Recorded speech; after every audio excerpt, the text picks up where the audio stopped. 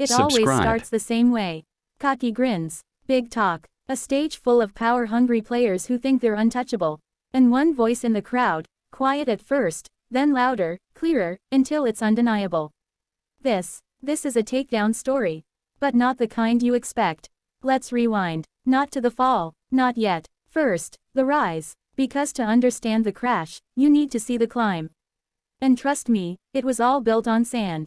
Meet Andrew Castell, Harvard-educated, media darling, Silicon Valley's next, brilliant disruptor. The kind of guy who says things like, we're not just building an app. We're reinventing human behavior. Red flag, maybe, but no one blinked. His company, NeuroSplice, promised the impossible. Real-time brain optimization using wearable tech. Faster cognition, sharper focus, no side effects. Investors called it revolutionary. The press called him a visionary. But those who looked closer, they saw something else. He didn't care about safety. He cared about domination, about being the next Elon. He'd say that, literally, I'm going to be the next F***ing Elon. Narrator, VO. And here's the kicker, he almost pulled it off. Millions poured in, senators gave speeches, high schools rolled out pilot programs. And no one, stopped to ask, does this actually work? Or worse, is this even safe? Behind every idiot who thinks he's invincible, is a team of people enabling him. Let's meet them. Dr. Lila Stone, neuroscientist turned sellout. Once respected in academic circles, now reduced to parroting marketing jargon for a paycheck. When questioned about the long-term risks of Castell's tech, she shrugged and said, well, the data is still emerging. Translation, there is no data. Then there's Alex Core, ex-DOJ, now Castell's legal pitbull. The guy who weaponized NDAs, crushed whistleblowers, and buried lawsuits under technicalities. He once threatened to, financially nuke, a teenage coder who exposed a security flaw. And finally, the media. Because without them, this house of cards would have collapsed in a month. But they bought the illusion. They sold the illusion, and when the first signs of decay appeared, they doubled down. Access, clicks, and the seductive pull of power. Because Castell made them feel like insiders. And when the truth threatened to get out, they didn't expose him.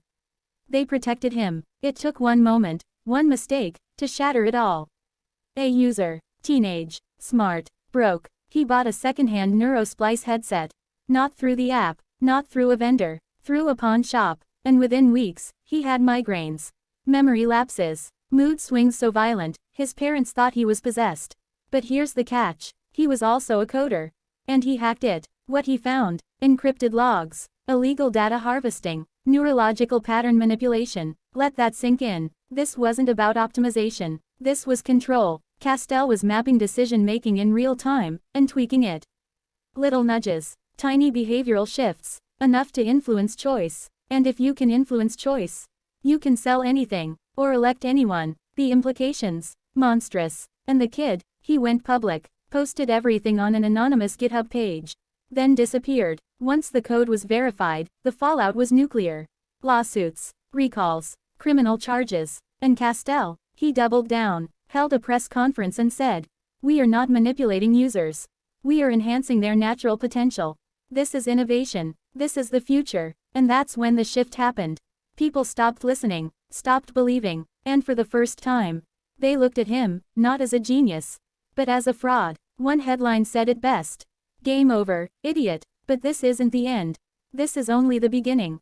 Because taking down a tech empire, that's one battle. Unraveling the system that allowed it to thrive, that's the war. In part 2, the cover-ups, the international fallout, and the one person Castell never saw coming. The final move is about to be played. Game over, but for who?